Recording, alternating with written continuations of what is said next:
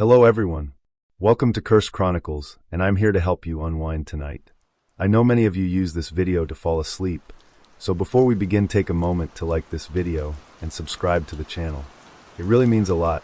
Now get comfortable, relax, and let the sound of the rain guide you as we dive into tonight's stories, sweet dreams, or perhaps something more chilling awaits.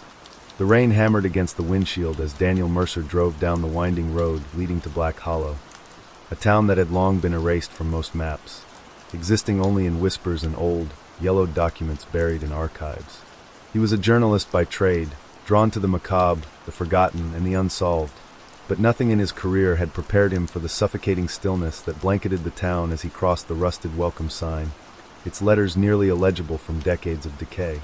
The first thing he noticed was the silence, not the peaceful quiet of an isolated place, but a thick, unnatural void where even the wind seemed reluctant to stir. The buildings loomed like gravestones, their wooden frames worn thin by time, and though there were signs of life, lit windows, a distant shuffle of movement, there were no people in sight. The town center was eerily preserved, as if frozen in time, the general store still stocked with dusty cans, the diner's counter set with plates as though customers had simply vanished mid-meal. Daniel parked in front of a decrepit inn, the only lodging available, its peeling sign swinging from rusted chains, creaking in the wind. As he stepped inside, the musty air coiled around him, thick with the scent of damp wood and something else, something faintly metallic and sour. A bell jingled overhead, but no one came to the desk. "Hello," his voice echoed strangely, swallowed by the oppressive stillness. Just as he was about to call out again, a woman appeared from the dim hallway beyond, her pale face stretched into a taut smile that didn't reach her glassy eyes. "We've been expecting you," she said, her voice almost rehearsed, mechanical. Something in the way she stood, stiff, unnatural, sent a ripple of unease down his spine, but he forced a polite nod.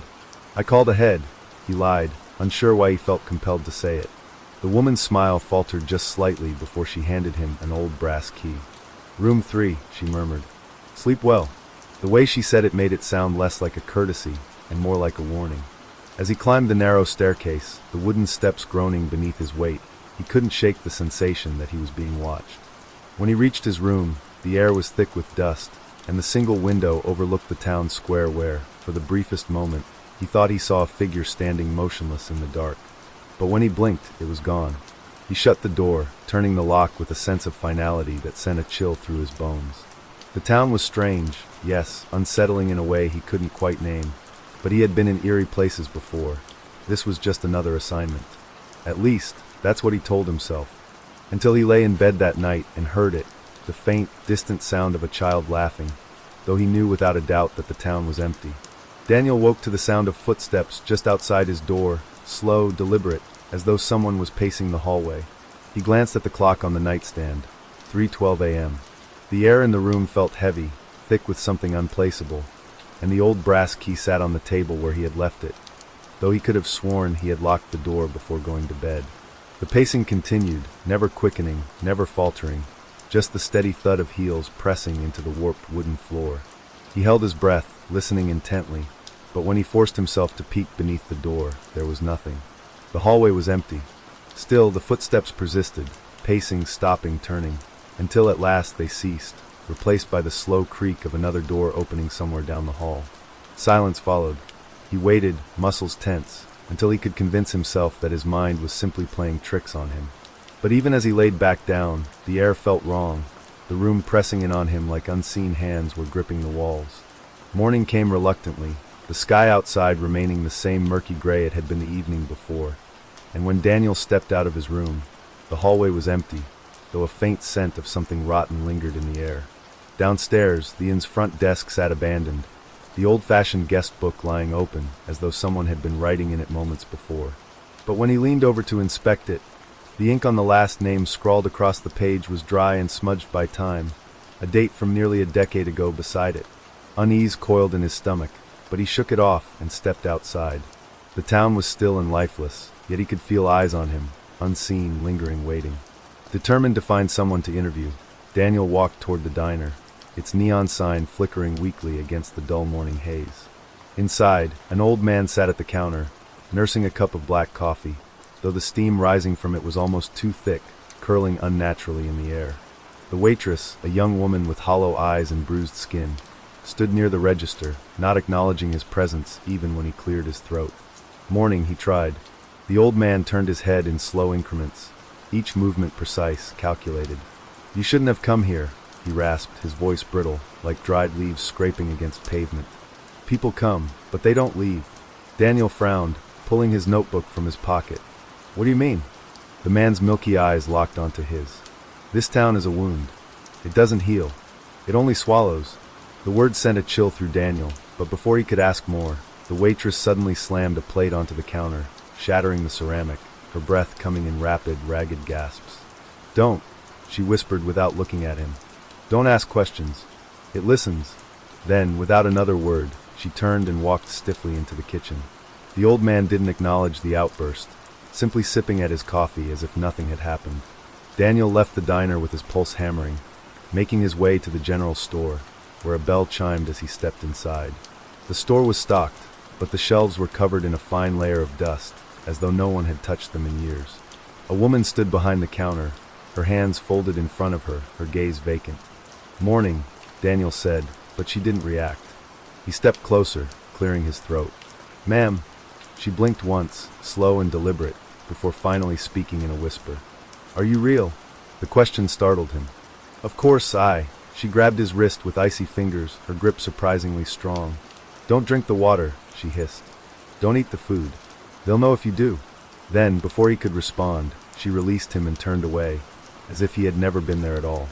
As he stepped outside, Daniel noticed something that made his stomach drop. The streets, which had been eerily still just moments before, were now dotted with people. Silent, unmoving figures stood at windows, in doorways, beneath flickering streetlights. All of them staring. At him. He took a step back. They did not move, did not blink, did not speak. Just watched. A cold sweat broke across his skin, and he hurried back toward the inn, each step feeling heavier, like the town itself was resisting him. When he reached his room, he locked the door and pressed his back against it, his breath coming in quick, shallow bursts. Something was wrong with this place. And then, in the stillness of the room, he realized something that made his blood run cold. The journal on the nightstand, the one he had left open to a fresh page, was no longer blank. Instead, a single sentence had been scrawled in jagged, uneven handwriting. "You're already one of us." The words on the page stared back at Daniel, their jagged edges cutting through his already frayed nerves. His pulse pounded in his ears as he ran his fingers over the ink, smudging it slightly. It was fresh. Someone had written it while he was out. He turned sharply, scanning the dimly lit room, but there was no one there. The door had been locked when he entered, and the window was shut tight, the outside world distorted through the fogged-up glass. A shudder ran through him. He had spent years chasing eerie stories, but he had never felt fear quite like this before. The kind that seeped into his bones, whispering that something was terribly, irreversibly wrong. Taking a steadying breath, he flipped the journal closed and stuffed it into his bag. He needed answers, but more than that, he needed to get out of Black Hollow. As he stepped out into the hallway, the silence of the inn pressed against him, thick and suffocating. The building itself seemed to groan under an invisible weight, its old wooden bones aching in protest. He made his way down the stairs cautiously, half expecting the strange innkeeper to appear again, her too stiff smile stretching across her pale face. But the front desk was empty, the ledger untouched, as though the place had never been occupied at all. Outside, the air was stagnant, the town wrapped in an unnatural hush. The figures he had seen earlier were gone, the streets once again devoid of life.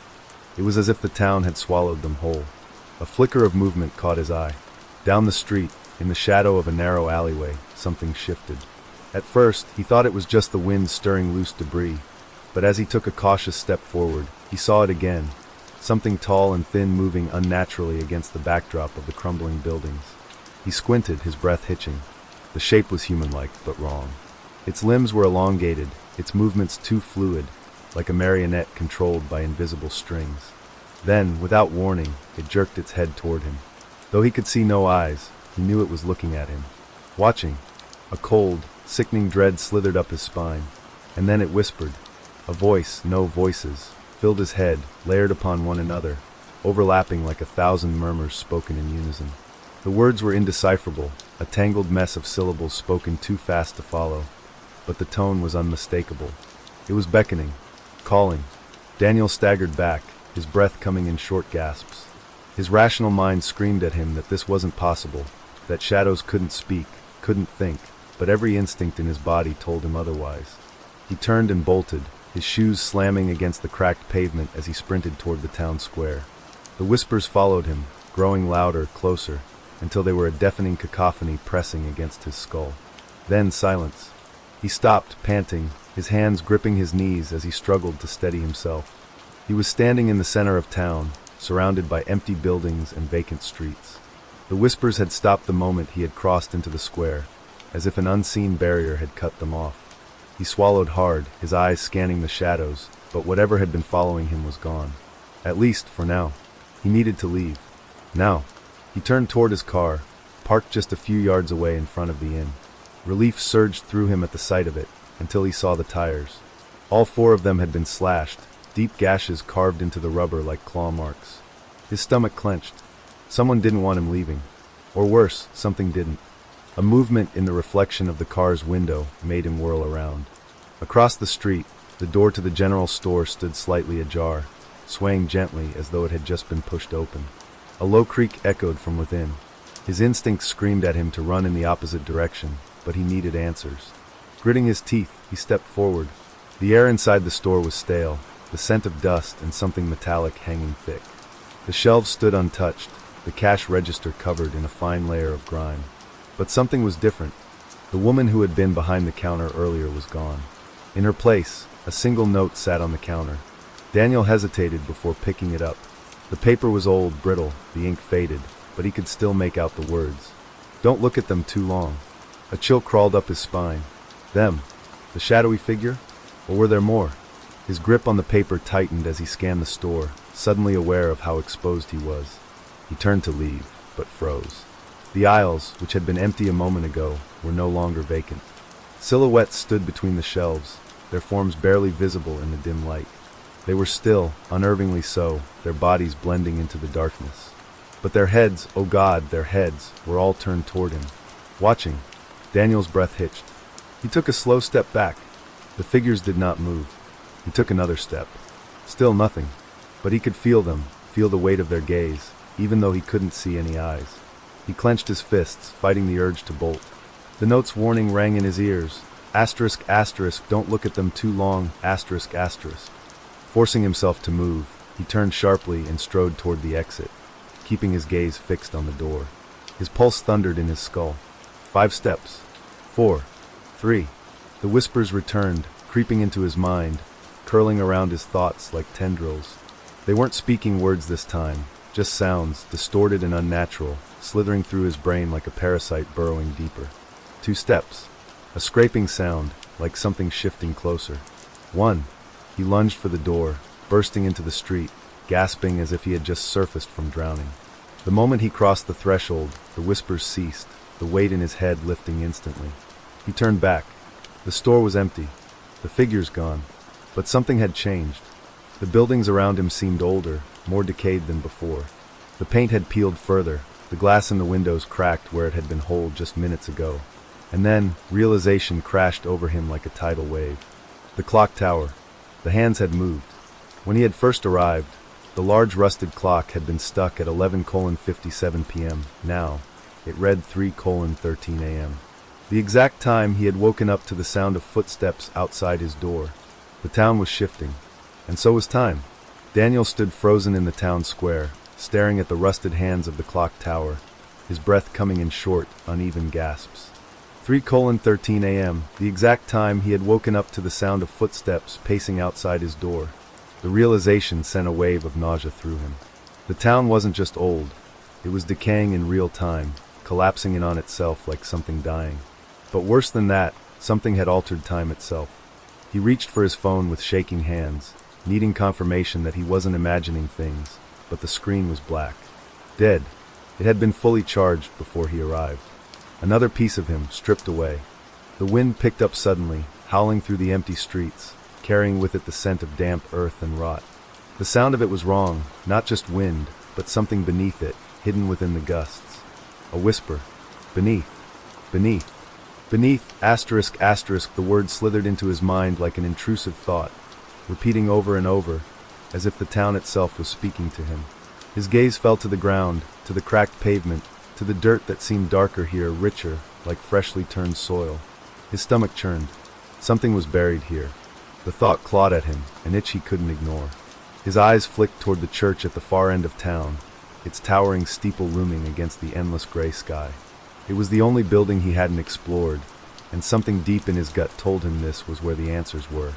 Taking a steadying breath, he forced himself to move, his footsteps echoing against the empty streets as he approached the rotting wooden doors. They groaned under his touch, reluctant to open, but with one final push, they gave way, revealing the darkened interior. The inside of the church was wrong. Not in the way abandoned places usually were, but in a way that made his skin crawl, as if the walls were watching. The pews were intact, lined neatly as if waiting for a congregation that would never come, but the air was thick, dense with something unseen. At the altar stood a figure, still as a statue, its back turned to him. Daniel hesitated, dread coiling in his stomach, but he forced himself forward. "Hello!" His voice was small, swallowed by the vast silence. The figure moved, slowly. Its head turned first, rotating too far, too smoothly, until Daniel could finally see its face. The old man from the diner, but something was wrong with him. His skin was stretched too tightly over his skull, his eyes sunken into deep hollows, his mouth twisted into something that resembled a grin but had too many teeth. "You came," the old man rasped, his voice layered, one voice atop another, a chorus of whispers speaking in unison. "You shouldn't have." Daniel's pulse thundered in his ears, but his feet refused to move. "What is this place?" he forced out, his voice barely above a whisper. The old man's head tilted, the grin never faltering. "A graveyard," he said simply. Then, after a beat, "And now you are part of it." The ground trembled. A low rumble vibrated through the wooden floorboards, and Daniel stumbled back as the very earth beneath the church began to split open. Darkness yawned beneath the altar, a jagged, gaping maw that exhaled a wave of damp, putrid air. Something was buried here. And something was waking up, asterisk. Daniel turned to run, but the doors slammed shut on their own, sealing him inside. The air grew thick with whispers, voices rising from the darkness below, chanting in a language he didn't understand. He clawed at the doors, but they wouldn't budge. Then, from behind him, asterisk, scraping asterisk. Like nails against wood. He turned, his breath catching in his throat. The old man was moving toward him, but not walking. Sliding. His feet never touching the ground, asterisk. Daniel's vision blurred as panic surged through him, his hands shaking as he groped for anything that could help him. His fingers closed around something cold and solid, a rusted shovel leaning against the wall. He didn't have time to question why it was there. He gripped it tightly, swinging it as the old man lunged. The metal connected with a sickening crunch, and the figure shattered, not like a person but like porcelain, his body splintering into pieces that dissolved into black dust before they even hit the floor. The whispers screamed. The ground convulsed violently, the cracks widening as something began to rise from the depths. And then he saw them, asterisk hands, asterisk. Rotting, skeletal hands clawing their way out of the soil, grasping, reaching. A chorus of voices echoed from the pit, their whispers now pleading. "Let us out. Let us out. Let us out, asterisk.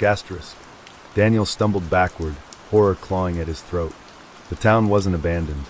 It was buried, asterisk, the people of Black Hollow. They hadn't disappeared. They had been swallowed by the earth, trapped beneath the town like insects in amber. And now they wanted him to join them. The whispering figures from the store, the unmoving townsfolk, the shifting shadows, they weren't ghosts. They were remnants, echoes of the people who had already been claimed, existing somewhere between the living and the dead. And if he didn't get out now, he would become one of them. With a surge of desperation, he grabbed the shovel and drove it into the widening crack in the floor, using it to haul himself toward a narrow gap between the doors. The whispers rose to a deafening shriek, the pit pulling at him, the very air thick with unseen hands dragging him downward. His fingers found the edge of the door, just enough space to slip through. He squeezed himself through the opening, ignoring the way unseen fingers brushed against his skin as he pulled himself free. Then, as suddenly as it had begun, the noise stopped. Daniel lay on the cold ground outside the church, gasping for air, his hands shaking violently. The building stood silent behind him, its doors closed, the cracks in the ground now gone, as if nothing had happened. But he knew better. He knew what lay beneath. And the worst part, the clock tower had moved again. 5:42 a.m. He had lost 2 more hours. And something was awake now.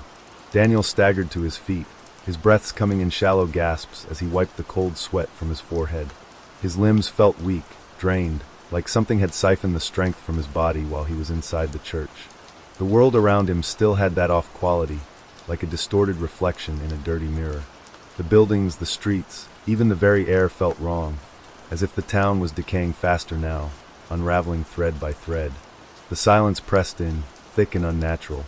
Black Hollow wasn't just dying, it was collapsing, eroding into something else entirely. He needed to get out, now. His first instinct was to run, to put as much distance between himself and the town as possible, but he knew that wouldn't work. His car was still useless, and something had slashed his tires for a reason. Whatever was keeping him here wasn't done with him yet. His only option was to figure out what the hell was happening and why. He needed to find someone, anyone, who could explain what this place really was. A flicker of movement at the far end of the street made his breath catch. A figure stood at the edge of the fog, just past the last row of buildings. At first, he thought it was one of the shadow people, one of those unnatural, unmoving figures that had been watching him from the store. But this was different. It wasn't still, it was waiting. He swallowed hard, forcing his legs to move as he approached. As he got closer, details sharpened. It was a woman, young, maybe in her late 20s, her dark hair tangled and matted, her clothes torn as if she had been running for a long time. Her arms were wrapped tightly around herself, her body trembling. She looked up at him, and Daniel froze. Her eyes, they were black. Completely black, not just the pupils, but the entire sclera, deep and endless, like 2 holes carved into her skull. He had seen something like this before, glimpses of it in the figures lurking in the shadows, but this was different. She wasn't like them. She was still alive, You shouldn't be here, she whispered. Her voice was hoarse, like she hadn't spoken in days. Daniel swallowed the lump in his throat. I know, he said, barely recognizing his own voice. But I don't think I have a choice. She exhaled shakily, glancing over her shoulder into the swirling fog. You don't, she admitted. Not anymore. A heavy silence stretched between them. Then finally he asked, What is this place? The woman's lips parted, but for a long moment she didn't answer. It was as if she was weighing whether or not to tell him. Then, in a voice barely louder than a breath, she said, A trap. A cold shiver ran down Daniel's spine. She took a step closer, and he instinctively backed up. You think you found this town by accident, she continued, but you didn't. It found you. The words lodged themselves deep into his mind, clicking into place like puzzle pieces he hadn't even known were missing. He thought back to how he'd stumbled into Black Hollow, how the road had changed, how the signs had led him in circles. His gut had told him something was off from the very start. Now he knew why. He hadn't entered Black Hollow. He had been claimed by it. His pulse thundered in his ears. Who are you? He asked. The woman hesitated, as if struggling to remember. She blinked, a flicker of something, pain? Recognition? Crossing her face. I was like you. Once. Her voice cracked. I tried to leave. I tried to fight it. Her breathing turned ragged, her fingers digging into her own arms. But they don't let you go. Daniel's mouth went dry. Who? Her body shuddered violently. She shook her head. The hollow ones, A gust of wind howled through the empty streets, and Daniel instinctively turned to look, but there was nothing. Just fog and silence. When he turned back, the woman was gone. His stomach dropped. His eyes darted frantically around the street, but there was no sign of her. No footprints. No shadow. No trace that she had even existed. Then, a whisper, Not in his head this time. Right behind him. He didn't turn. He couldn't. He felt them before he saw them. The hollow ones. They emerged from the shadows, tall, impossibly thin figures, their bodies stretched like melted wax, their faces hollowed out as if something had scooped away their features. Their eyes, if they could be called that, were pits of swirling darkness, absorbing the dim light like black holes. They didn't move like living things. They drifted, their elongated fingers twitching, reaching. They were watching. Waiting, Daniel's breath hitched. The woman's words echoed in his head. You think you found this town by accident. But you didn't. It found you. He understood now. Black Hollow was never just a town. It was a trap, a prison, and the Hollow Ones were its keepers, asterisk, asterisk. The whispers slithered around him, filling his ears with words he couldn't understand. They were getting closer. Too close. Daniel ran. His feet pounded against the cracked pavement as he sprinted blindly down the street, past rotting buildings and flickering streetlights. The whispers chased him, rising into a deafening chorus, but he didn't dare look back. He knew what would happen if he did. He wasn't running toward safety. He knew there was none. He was running toward understanding, toward the only place he hadn't yet searched. The graveyard. If there were answers, they were buried there, and he was going to dig them up. As the Hollow Ones closed in behind him, their whispers morphing into something like laughter, Daniel realized something else. The clock tower had moved again. 6:66 a.m., a time that didn't exist, and neither did he. The graveyard loomed before him, shrouded in fog, the twisted silhouettes of tombstones jutting from the earth like broken teeth. Daniel's lungs burned, his legs screaming in protest, but he didn't stop running. He couldn't. The Hollow Ones were right behind him. He could hear their whispers, a chorus of voices layered atop one another, speaking in a language that scraped against his mind like rusted nails on bone. They were toying with him, hunting him not like a predator chasing prey, but like a spider letting its meal struggle before the final bite. The wrought iron gate screeched as he shoved it open, the sound splitting through the unnatural silence. His feet crunched against the damp earth as he stumbled forward, his gaze darting wildly across the graveyard. What was he looking for? He didn't know. Only that the answer, asterisk, asterisk, the truth, asterisk, asterisk, was here, beneath the soil, waiting to be unearthed. His eyes locked onto a row of gravestones, each one worn and weathered, their names long since eroded. But it was the grave at the very end that made his breath catch in his throat. An unmarked grave. Freshly dug, asterisk, asterisk, the dirt was loose, darker than the surrounding soil, as if whatever had been buried here hadn't had time to settle, or as if it was waiting to be opened again. A terrible certainty settled in his gut. This was it. This was what the town had been leading him toward, asterisk, asterisk. A gust of wind howled through the graveyard, sending dry leaves skittering across the ground. The whispering grew louder, pressing against his skull, the Hollow Ones closing in, but he ignored them. There was no turning back now. He grabbed the rusted shovel that had been waiting for him, because of course there was a shovel, and plunged it into the earth. The soil was damp, too soft, almost as if something had been buried here recently. With each heave, his movements became more frantic. The whispering rose into a fevered chant, the Hollow Ones circling just beyond the mist, their elongated fingers twitching in anticipation. Then, asterisk, asterisk, the shovel hit something, asterisk, asterisk. Daniel's stomach twisted. He dropped to his knees, clawing at the dirt with his bare hands, his fingers scraping against something cold and solid. A wooden box. No, not a box. A coffin, asterisk, asterisk. His breath came in ragged gulps as he pried at the edges, splinters embedding into his skin, but he barely felt the pain. He had to see. He had to know, asterisk, asterisk. With one final wrench, the lid gave way, and Daniel screamed. Because lying inside the coffin, its skin pale and waxy, its lips parted in an eternal gasp, its lifeless eyes staring into nothingness, asterisk, asterisk was him, asterisk, asterisk. Daniel. Dead. Rotting. Buried. His mind fractured. How? How could this be? Asterisk, asterisk, he was alive. He was breathing. His heart was hammering against his ribs. But as he stared down at his own corpse, something else clicked into place, something so horrible that it made his stomach drop into a bottomless pit. The clock. 6:66 a.m. A time that didn't exist, because he didn't exist, not anymore. The memories came rushing back, flooding him like a broken dam the road. The town appearing where it shouldn't. The shadows watching him. The Hollow Ones waiting. He had died here. He had been buried here, asterisk, asterisk. And the town had made him forget. The Hollow Ones were no longer whispering. They were laughing. A hand, asterisk, asterisk, his own hand, asterisk, asterisk, shot up from the coffin, fingers curling around his wrist. Daniel let out a strangled cry, yanking away, stumbling backward as his dead self began to rise, the corpse's mouth stretched into a grin that was all wrong, too wide, too knowing. Time to go back, it rasped. His voice. His own voice. But twisted. Rotten, asterisk, asterisk. Daniel scrambled to his feet.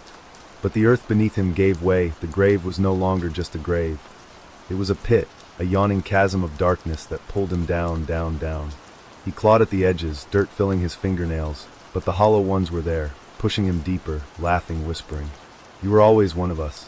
The last thing he saw before the darkness swallowed him whole was the sky above Black Hollow, gray, endless, watching. Then, nothing. Silence. Daniel woke up. The taste of dust and iron filled his mouth. He was lying on his back, staring up at a ceiling he didn't recognize. Wooden beams, cracked with age. A ceiling fan, still and unmoving. Slowly, he sat up. His body ached like he had been crushed, his fingers trembled as he reached for his phone. The screen flickered to life. 3:13 a.m. His breath caught. A door creaked open. The old man from the diner stood in the doorway, his face blank, his eyes hollow. "You made it back," he said. And behind him, the clock tower loomed through the window. The rusted hands moved. Backward. The town had never let him leave. Because Daniel had never really left. Because he had always been here. And he always would be. Welcome back to Black Hollow. The letter arrived on a night when the wind howled like a wounded animal, rattling Ethan Carter's windows as if demanding to be let in. He almost didn't hear the soft rustle of paper sliding beneath his door, and when he picked it up, the envelope felt strangely cold, as if it had been left outside in the freezing air for hours, despite no one being there to deliver it. His name was scrawled across the front in ink that shimmered faintly under the dim light. *** Ethan Carter, sole heir of Blackvale Manor, ***. He had never heard of Blackvale Manor. He had never known of any family estate, let alone one grand enough to have a name. And yet, the letter was clear. A great inheritance awaited him. Should he choose to accept it, there was no return address, only an invitation and a set of antique brass keys, their edges worn smooth from use. Something about the letter unnerved him. The way the ink seemed to bleed into the page as he read, as if the words were still shifting, still changing. And yet, the allure of the unknown was too great. With nothing tying him down, no family, no job worth mentioning, no real home of his own, Ethan decided he had nothing to lose. The next morning, he packed a bag and drove east, following the coordinates scribbled at the bottom of the letter, toward a place that shouldn't exist. The journey took him through endless back roads, the kind that GPS refused to acknowledge, where cell reception faded to nothing, and the trees grew so thick they blocked out the sun. The deeper he drove, the more time seemed to stretch, the roads looping in ways that made no sense. He passed the same crooked signpost 3 times. Its words weathered beyond recognition. His watch had stopped working somewhere along the way. But the sky was still the same shade of burning orange it had been when he first set out, as if the sun had stalled in place then. As suddenly as the roads had twisted, they straightened, and the trees fell away to reveal Blackvale Manor, looming at the end of a long, winding driveway. The sight of it sent a ripple of unease through him. The house was massive, its Gothic spires clawing at the sky, its dark stone facade riddled with cracks that ran like veins beneath ivy-covered walls. Windows stretched along the front like watchful eyes, and at the center, an arched wooden door stood open, not ajar. Open, as if waiting, as if inviting. Ethan stepped out of the car, his footsteps crunching against the gravel, the air too still around him, as though the very world had hushed in anticipation. The keys in his pocket felt heavier now, as if they didn't want to be carried any further. A single lantern flickered on the porch, casting twisted shadows across the doorway. He hesitated, glancing at the open door, half expecting someone to be waiting there, but there was only silence, no movement. No welcoming party. Nothing. The house was waiting for him to make the first move. Taking a breath that felt too loud in the quiet, he stepped inside. The air was thick, heavy with the scent of old wood, dust, and something else. Something faintly metallic the moment he crossed the threshold. The door slammed shut behind him. He whirled around, heart hammering, but there was no sign of wind, no draft that could have done it. Just the same silence, stretching, pressing against his ears. Then a voice, soft, almost serpentine, broke the quiet. "Welcome, Mr. Carter." Ethan spun back around, his pulse jumping. A woman stood at the far end of the grand foyer, half hidden in the shadows of the sweeping staircase. Her figure was thin, almost too thin, her dress flowing around her like it had been stitched from the house itself. Her face was lined, old but not frail, and her eyes, her eyes were the strangest part, they were entirely black, not like hollow sockets, but like polished stone, reflecting light in a way that made them seem deep. "I trust your journey was smooth," she said, her voice edged with amusement, as though she knew something he didn't. Ethan swallowed, trying to steady himself. "It was long," he said finally, "and confusing." Her lips twitched into something that wasn't quite a smile. "Yes," she murmured. "Blackvale has a way of choosing its visitors." He frowned at that. "Visitors?" The woman tilted her head. "You are not the first to come here," she said, her voice distant. "And you will not be the last." She turned without another word, gliding, not walking, gliding up the staircase. "Your room is prepared," she called over her shoulder, "and dinner will be served shortly." Ethan hesitated, his gaze flickering toward the grand chandelier above, its crystals swaying slightly despite there being no breeze. Something about this felt wrong. So very wrong, but he was here now. And some part of him, a part he didn't fully trust, needed to see this through. He followed her up the stairs, his footsteps muffled against the plush red carpet. The hallway was long, lined with portraits of people whose faces seemed blurred, smudged, as if they had been wiped away. As they passed by, Ethan could have sworn he saw movement in his peripheral vision. The figures shifting, turning toward him, but every time he looked directly at them, they remained still. When they reached his room, the woman pushed the door open without using the knob. As if the house itself had obeyed her, the room was elegant but cold, its furniture pristine yet untouched. A large canopy bed sat in the center, its dark curtains drawn back like a mouth waiting to close. "Sleep well, Mr. Carter," she said, but it didn't sound like a wish. It sounded like a warning. And with that, she left, the door clicking shut behind her with a finality that made his stomach turn. Ethan exhaled, raking a hand through his hair. He should leave. Right now, something was deeply wrong with this place. The unnatural silence, the shifting paintings, the way the house seemed to breathe, it all clawed at his instincts, screaming at him to run. But when he tried the door, the handle wouldn't budge locked. Panic licked at his spine. He turned, scanning the room for another way out, and that's when he saw it. Another door. One that wasn't there before. A small, simple wooden door, tucked away in the farthest corner of the room. No knob. No keyhole. Just a door, standing unnaturally still the moment he laid eyes on it. A knock, soft, deliberate echoed from the other side. And then a voice. "Let me in." The knock was soft at first. So soft that Ethan almost convinced himself he had imagined it. But then it came again, sharper this time, deliberate. 3 knocks. Slow. Measured. Expectant, his entire body tensed, his breath catching in his throat as he stared at the wooden door in the farthest corner of the room. The door that hadn't been there before, it was simple, unmarked, smaller than a standard doorway, and yet there was something profoundly wrong about it. Something about the way it just stood there, too still, too quiet, as if it were waiting. A low pulse of dread settled in his stomach. His fingers itched to touch the surface, to see if it was even real, but the moment he took a step forward, another knock came, this time from the opposite side of the room, His head snapped toward the bedroom door, the one leading back into the hallway, and a fresh wave of unease rolled over him. The handle was rattling, not violently but slowly, like someone was testing it, seeing if it would give. He took a cautious step back, his pulse hammering against his ribs. "Who's there?" he called out, hating the way his own voice trembled. No answer. Just the steady click, click, click of the handle turning back and forth, over and over again. His throat went dry. The caretaker, maybe she had locked him in, as some kind of cruel joke.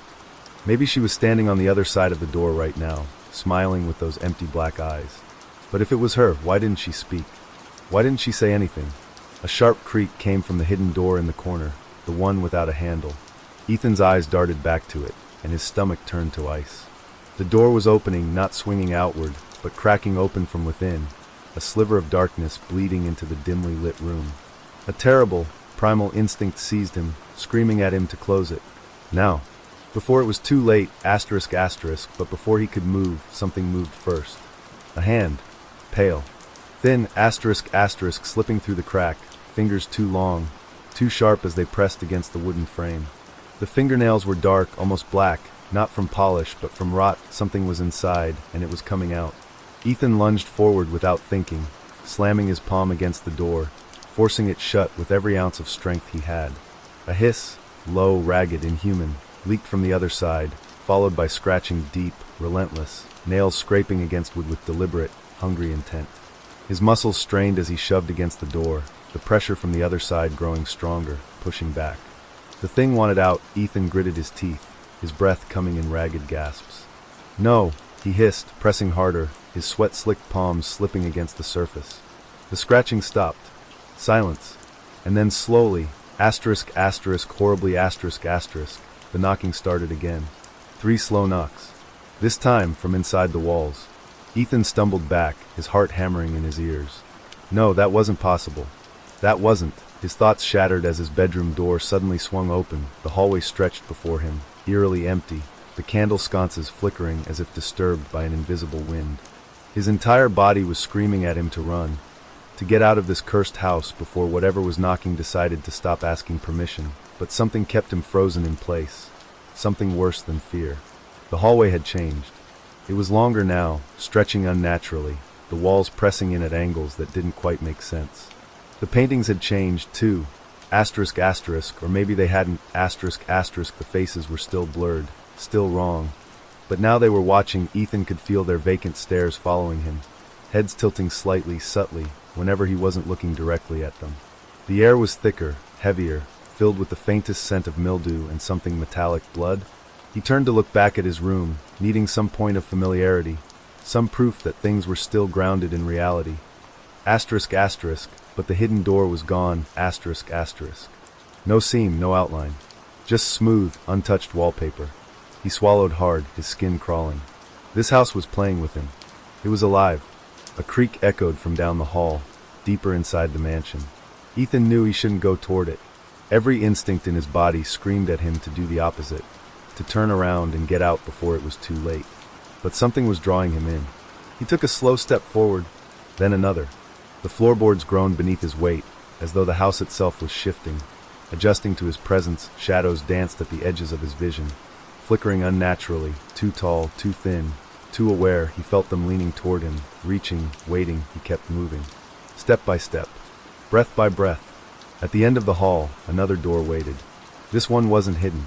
It was locked, heavy, ancient, a thick iron handle, the kind that belonged in a dungeon, not a home. But it was the markings that made his stomach turn. Symbols carved deep into the wood, looping, spiraling. Not random, but deliberate. Protective. Restrictive. Sealing something in. A cold realization settled over him. This door wasn't meant to be opened. And yet, someone had been knocking from the other side. Ethan's fingers trembled as he reached into his pocket, feeling the weight of the brass keys he had been given upon arrival. He didn't know why he did it, why he even dared. Maybe it was the way the air itself seemed to whisper his name, nudging him forward, urging him closer. Or maybe it was the cold, creeping knowledge that if he didn't open the door, it would eventually open for him. He slid the key into the lock. It turned too easily. The mechanism clicked, and the silence in the hallway deepened. Ethan's breath came in short, sharp bursts as he gripped the iron handle. For a split second, he considered stepping back, walking away, pretending he never saw this door in the first place. But something wouldn't let him. Something wouldn't let him go. His hand twisted the handle. The door creaked open, and what lay beyond was not a room. It was something else entirely. Something dark. Something waiting. Something hungry. The door groaned open, spilling a sickly, yellowish light into the hallway, casting jagged shadows that stretched and twisted across the floor. Ethan's breath hitched as he stepped forward, his fingers still curled tightly around the iron handle, slick with sweat. What lay beyond was not a normal room. The walls were wrong, not made of stone or wood, but of something darker, something almost organic. The wallpaper pulsed, moving subtly, as if the room itself was breathing. The air was thick with dust, but beneath it, there was another scent, something old, something damp, something rotting. Ethan forced himself to step inside. The moment he did, the door slammed shut behind him with a bone-rattling thud, the echo lingering far longer than it should have. His pulse hammered against his ribs. He turned, reaching for the handle, but it was gone, no seam. No outline.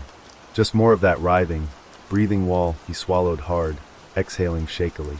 He wasn't alone in here. There were whispers. Soft, disjointed. Just beneath the threshold of hearing, they slithered through the air, curling around him like invisible tendrils, their voices layered, some frantic, some eerily calm, some laughing, some sobbing. He strained to understand them, but they were speaking in a language that felt just beyond comprehension. Then he saw them. The journals. A wooden desk sat at the center of the room, untouched by dust, as though waiting for him. Stacked neatly upon it were dozens of leather-bound books, their covers cracked with age, their spines brittle. The topmost journal was already open, its pages filled with a frantic, desperate scrawl. Ethan's throat tightened as he stepped closer, his eyes scanning the words. The ink faded but still shifting. Asterisk, I don't know how long I've been here. The house is moving again. The doors don't stay where they should. The mirrors are wrong. I see my reflection smiling when I'm not. I hear my own voice whispering things I don't remember saying. The house knows me. The house wants me. Asterisk. Ethan swallowed thickly, flipping further into the pages. The writing became more erratic, the sentences breaking off into nonsense, smudged as if the writer's hand had been trembling. Some of the pages were torn, some blackened, as if burned from the inside out. Then at the very bottom of the last page, a signature. Ethan Carter. His stomach dropped. The room tilted around him, the shadows lengthening, shifting, as the whispers grew louder. This wasn't possible. This wasn't him. He had never written these words. He had never been here before. And yet, asterisk, asterisk, his name was there. Asterisk, asterisk, the ink looked fresh, glistening under the dim, flickering light, as if someone had just finished writing it. His breath came in sharp, ragged bursts as he stumbled back from the desk, the weight of the realization pressing down on him like cold hands. This had happened before, and if the whispers were right, it would happen again. His gaze darted to the shelves lining the far wall, packed with hundreds of journals just like the one on the desk. His fingers trembled as he reached for another at random, flipping it open. Different handwriting, different words, but the same suffocating fear, another desperate account of someone who had been trapped here. Someone who had vanished. Name after name filled the pages, the ink bleeding together in places, erased in others, but some names still remained. Some names stood out, etched deeper than the rest, as though the house itself refused to forget them. And then, at the very bottom, in the same ink as his own journal, Ethan Carter. His vision blurred. His breath came fast and uneven. He staggered back, the weight of it all pressing into his skull, into his ribs, into the marrow of his bones. He wasn't the first. He wasn't even the 100th. This had been happening for years, decades, centuries. The door behind him was gone. The whispers stopped. And then, as the silence stretched and thickened, something spoke. Not in a whisper, not in a breath, but in his own voice. Asterisk, you shouldn't have come back. Asterisk. A cold shudder ripped through him. The voice had come from behind him. Slowly, painfully slowly, he turned. There was a mirror against the far wall. Tall, gilded, cracked down the center. His reflection was staring back at him. But it wasn't doing what he was doing. It was smiling. And then, without moving its lips, it spoke again. Asterisk, we've been waiting for you. Asterisk. The light in the room flickered. And then the reflection stepped out. Ethan's heart stopped. The reflection in the mirror, his own reflection, took a slow, deliberate step forward. It moved with a sickening, unnatural grace, its every motion smooth but wrong, like a shadow that had gained form and intent. It wasn't just mirroring him anymore. It was doing its own thing. His body went rigid, his breath caught in his throat as he stood frozen, unable to look away. The figure in the mirror was too real, too alive. It wasn't a mere reflection anymore. It was standing there, behind him, watching and smiling. Its lips curled into a grotesque parody of a grin, its teeth too sharp, too many of its eyes, his eyes, were wide and gleaming, but there was no recognition in them, no soul, no warmth. Only hunger. The world around him seemed to tilt. He staggered back, his legs betraying him as the cold, heavy air in the room pressed against his chest. A voice, his voice, echoed from the thing that was his reflection. Asterisk, you should have never opened the door, Ethan. Asterisk. He couldn't speak. His throat felt tight, suffocated. His fingers twitched as though trying to reach for something, but the floor seemed to be pulling him downward like quicksand, his body sinking with every breath. That smile, that awful, predatory smile, stretched wider. You're not the first to come here, it said, its voice slithering around the room like smoke, thick with dark amusement. Asterisk, and you won't be the last. You are merely one more to take their place. Asterisk. The reflection's grin twisted, its lips pulling back, revealing more rows of teeth, jagged and blackened. Ethan recoiled, stumbling backward, but the room, asterisk, asterisk, the entire manor, asterisk, asterisk, seemed to stretch. The walls shifted, the floor beneath him tilted, the shadows growing deeper. Heavier, the house itself was moving. It was alive, and it was closing in around him. Ethan's mind raced. He had to leave. He had to get out. But his feet were frozen, his gaze locked onto the thing in the mirror, which was still coming closer. It was stepping forward, out of the glass, the world distorting around it. The reflection was spilling out into the room, its form bending and twisting unnaturally, like it was a stretch of dark, viscous liquid being pulled free from the confines of the mirror. Ethan's blood ran cold as the thing's form took shape, its silhouette now looming over him. It wasn't him anymore. It was something else entirely. Ethan opened his mouth to scream, but the sound caught in his throat. The room, no, the entire manor, felt alive with movement. The walls were breathing, the floors shifting beneath his feet. He could feel the air getting heavier, thicker, pressing on him like invisible hands. His vision blurred. The floor began to tilt wildly, and he felt himself falling, his legs giving out beneath him as the thing that was his reflection grew closer. A low growl rumbled through the space, deep and guttural, like something beneath the earth was stirring. "You can't escape, Ethan," the thing hissed, its voice now layered with something darker. Asterisk, the house chooses. And once you've been chosen, you cannot leave. Asterisk.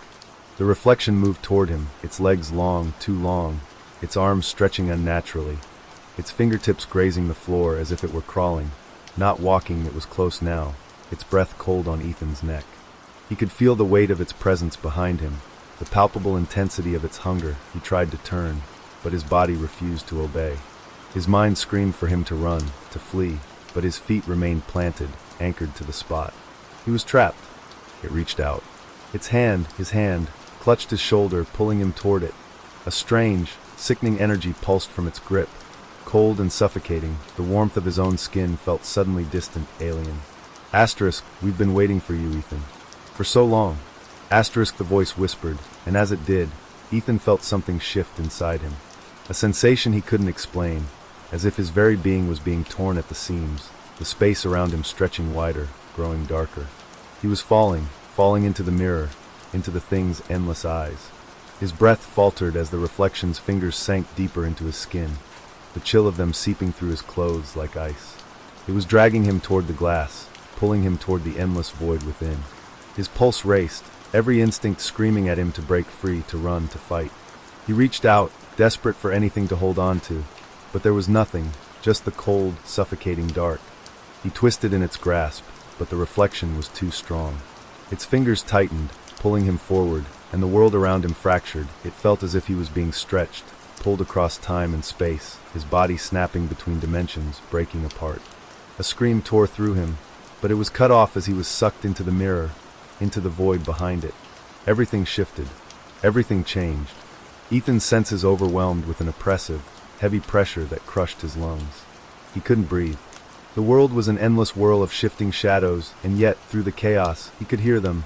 Asterisk, asterisk, the whispers, asterisk, asterisk. More names. More faces. More people trapped here just like him. The room was no longer a room, but a space between realities, between worlds, where the lost were kept and forgotten. Ethan's mind struggled to grasp the horror of it.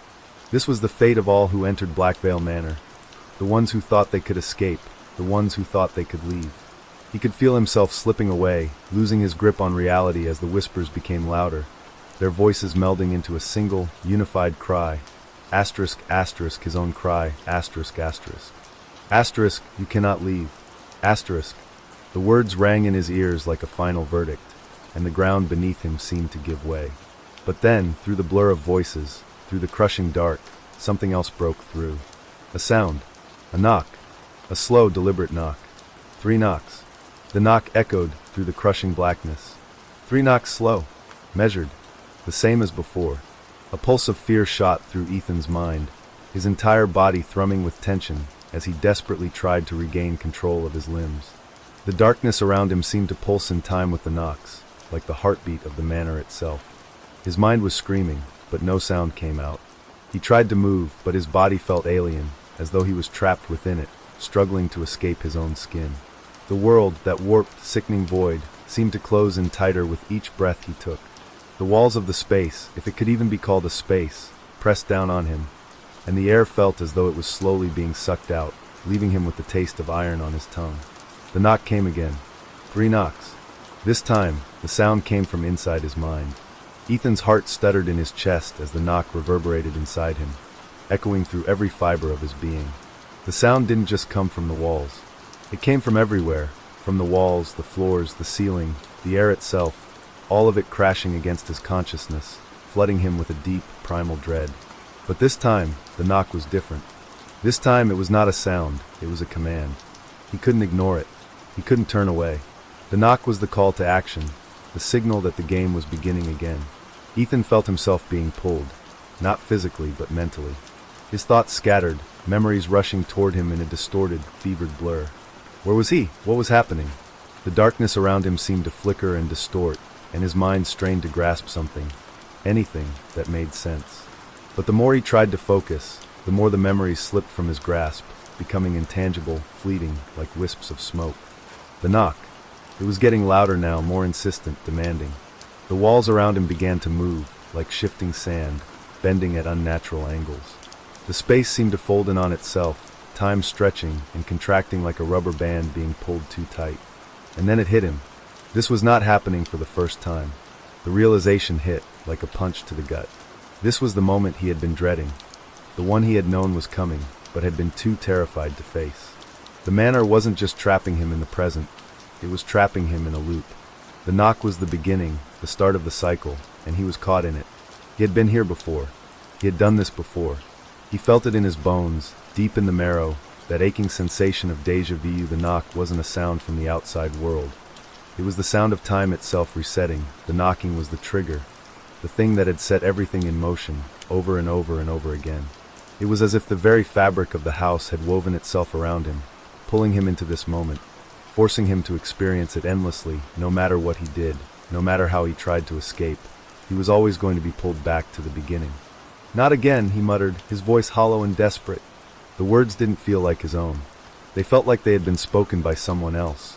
Someone who had been here before. Ethan closed his eyes, trying to shut it all out, but the house would not let him.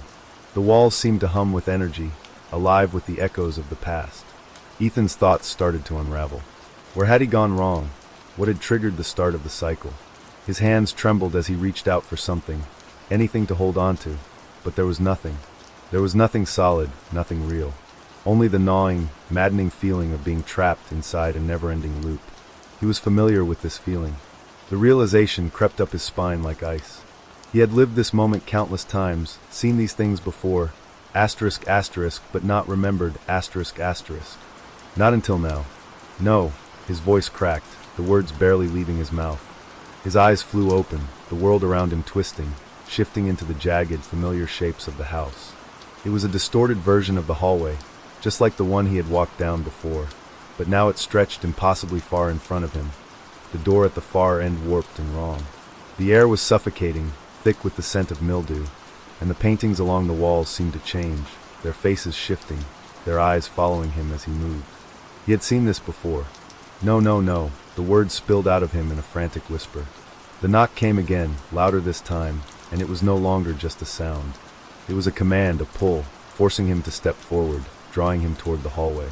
Every fiber of his being screamed to stop, to turn around, to flee, but the pull of the knock, the demand of the loop, was too strong. He took a step, and another. As he moved, the hallway stretched before him, the paintings on the walls changing, their faces twisting into grins, wide, impossible grins that never seemed to end.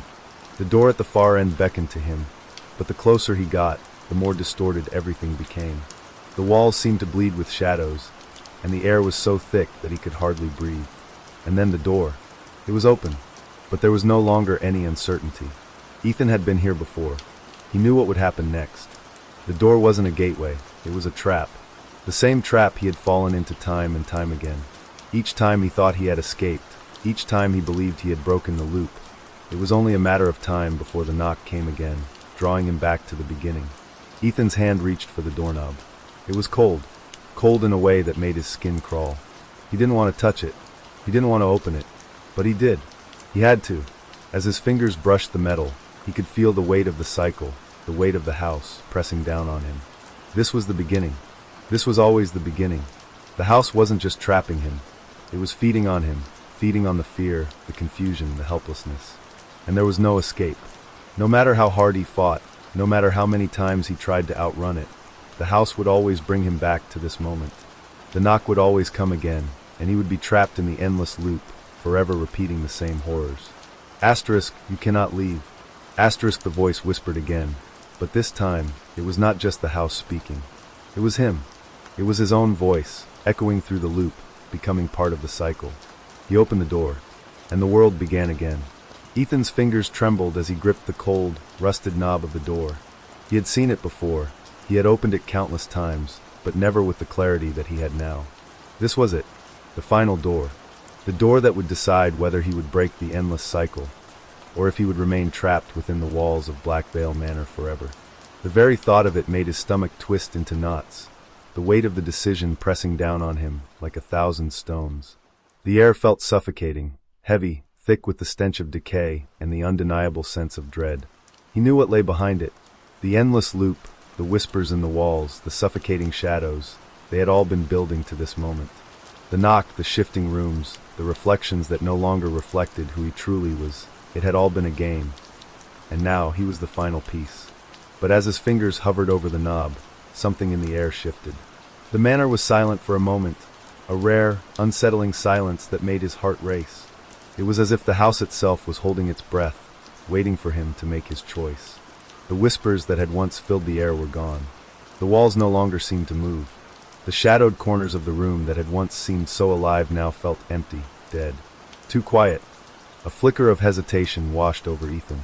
What if it wasn't a choice? What if the door wasn't the final exit, but another trap? What if, beyond the threshold, he would find himself pulled into another endless nightmare, just like all the others before him? His mind reeled with these questions, doubts gnawing at him, twisting his thoughts like a vice. But deep down, he knew the truth. He had always known it. This was the moment of reckoning. He had come this far, not just in the manor, but in the cycle of his own existence. He had already been lost once, slipping into this twisted house of mirrors, reflections, and shadows. He had watched it happen again and again, the loop drawing him back like an inevitable tide. And now there was no more running, no more hiding. The truth had always been right there, just beyond his reach. But now he had found it. The door was not a way out. It was a choice. It always had been. Ethan's hand finally made contact with the cold metal of the doorknob. His skin prickled as an overwhelming surge of energy coursed through him. He could feel the pressure building. The house itself seemed to pulse with an ominous, invisible force pulling at him, pushing him forward. He knew the stakes now. There was no turning back. This was his last chance, his final moment to end the cycle. The door creaked open with an agonizing slowness, the sound grating against his nerves, stretching out the seconds into what felt like hours. The world around him blurred, the walls of the hallway, the ceilings, the floors, all seemed to dissolve into nothingness. There was only the door now, the last door. Beyond it lay whatever he chose to believe, whatever he wanted to believe. As the door swung wide, Ethan's eyes fell upon the space beyond. And it was not what he expected. It was a room, a vast, empty chamber, so immense that he couldn't see the far walls. At first glance, it seemed like the inside of a cathedral, its towering vaulted ceilings reaching far beyond his comprehension. But as his gaze traveled downward, he saw the real nature of the room. The floor was cobbled, covered in old, cracked stone tiles, each one stained with what appeared to be dried blood. The air was thick with dust, but beneath the musty odor, there was something else. Asterisk, asterisk, a scent, asterisk, asterisk, that seemed to burn the back of his throat, like something long dead and decaying. The walls, though massive, seemed to bend toward him, their surfaces covered in cracked, fading portraits. Asterisk, asterisk, images of people, asterisk, asterisk, their faces twisted in agony. But no, these weren't just people. These were people who looked just like him. As Ethan stepped into the room, the doors behind him slammed shut with a force that shook the entire manor. He spun around, panic clawing at his chest as he tried to turn the knob, but it was locked, sealed, as though the door itself had vanished. And then he felt it, the unmistakable, creeping sense of being watched. The portraits on the walls, they were moving. The faces of the people in the frames began to shift, their eyes tracking him, following his every movement. But it was more than that. As he moved further into the room, their lips twisted into wicked smiles, their expressions turning into mockery, like they knew something he didn't. Ethan's breath came faster, heavier. He could feel the weight of their gaze pressing on him. The room, asterisk, asterisk, the entire manor, asterisk, asterisk, was closing in again, suffocating him. There was no escape. The walls, the floor, the ceiling. Everything seemed to pulse with a sickening rhythm, as though it was alive, waiting for him to fall into its clutches. And he realized, with a terrible clarity, that this room, this chamber, was not just a physical space. It was a mindscape, a place where the boundaries between reality and nightmare blurred. There was no way out. The door had never truly been an exit. It had been a trap, the final trap, meant to keep him within the house, trapped within the never-ending cycle. He had played into the house's hands, just like everyone before him. The whispers began again. But this time, they weren't whispers. They were laughter. A low, mocking chuckle echoed from the corners of the room, from the very air itself. It was a sound that filled the space, swirling around him, reverberating off the walls. Ethan's heart pounded in his chest as the laughter grew louder, more intense. Asterisk, did you think you could escape? Asterisk. The voice echoed through the room, but it wasn't just one voice. It was a chorus, a cacophony of hundreds of voices, each one distorted and mocking. The faces in the paintings twisted, their smiles stretching wider, their eyes gleaming with an unholy light. Ethan stumbled backward, terror crawling up his spine. He had thought that this was the final test, the last choice, but it was nothing like he had imagined. The house had waited for him, had watched him, had woven the entire cycle around him. He had never truly been in control. He had been the puppet. The laughter stopped, and the room fell silent once more. The air was thick with tension, the oppressive quiet of something looming. Ethan's heart slammed in his chest as a voice, asterisk, asterisk, his own voice, asterisk, asterisk, whispered from behind him. Asterisk, you're just like all the rest. Asterisk. He spun around, but there was nothing there. No figure. No shadow. Only the empty room, the endless paintings, the air thick with the weight of its unseen presence. The house was closing in on him, its grip tightening with each breath. The cycle was not just a loop. It was alive, it was self-perpetuating, and now there was no escape. Ethan's eyes locked onto the final portrait, the one at the farthest edge of the room. It was of a man, an exact likeness of him, standing in front of a door. But the man's eyes were empty. Asterisk, asterisk, hollow, asterisk, asterisk, and as Ethan stared into those eyes, he realized that he was looking at the end. His end. The room seemed to expand, stretching outward as the house began to consume him. The laughter started again, louder, more insistent, drowning out everything else. Ethan's vision blurred, his mind fracturing as the walls closed in, the shadows suffocating him. And then, nothing,